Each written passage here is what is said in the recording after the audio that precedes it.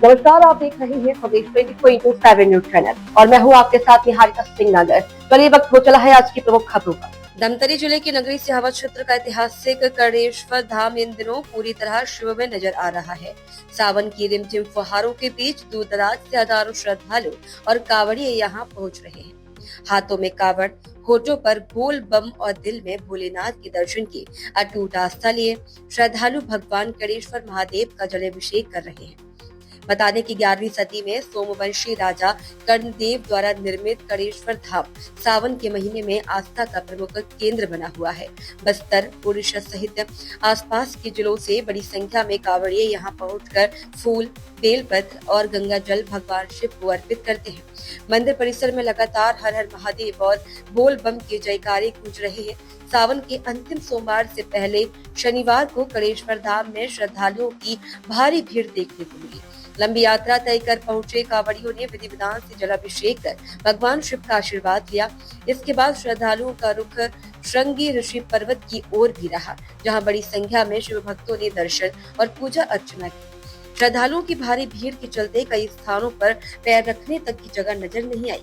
मंदिर ट्रस्ट के अध्यक्ष विकल गुप्ता और पदाधिकारियों के अनुसार दूर दराज से आने वाले श्रद्धालुओं के ठहरने की व्यवस्था की गई है।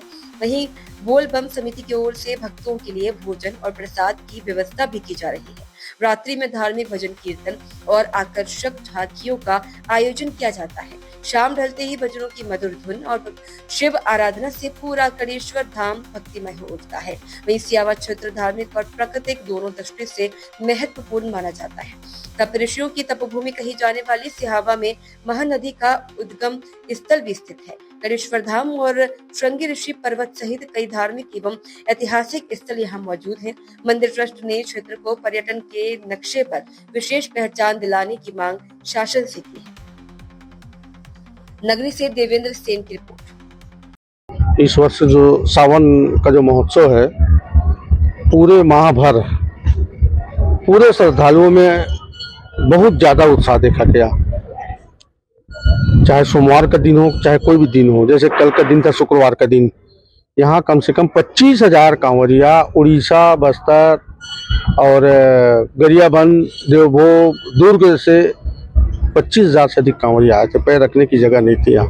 भगवान भोले बाबा का आशीर्वाद, भगवान कर्णेश्वर महादेव भगवान का आशीर्वाद सबको मिल रहा है और लोगों की आस्था जुड़ रही है, सनातन मजबूत हो रहा है और इसी कारण से अत्यधिक संख्या में भगवान की आस्था के लिए, पूजा अर्चना के लिए लोग यहाँ आते हैं। लेकिन मैं इस बात को जरूर कहूँगा कि आपके चैनल के माध्यम से शासन के कानों तक ये बात पहुँचनी चाहिए। अगर इतना पवित्र स्थल है और जहाँ लाखों कांवरिया जहाँ आते हैं, तो पर्यटन विभाग को भी थोड़ा सा ध्यान देना चाहिए। कांवरियों के रुकने के लिए खासकर जो सुविधा उपलब्ध कराई जा सकती है या मंदिर के लिए और पर्यटन विभाग से, उस दिशा में भी पहल होना चाहिए। इस विषय पे हमने माननीय मुख्यमंत्री जी से, पर्यटन मंत्री जी से भी इस विषय पे हम सभी लोग चर्चा।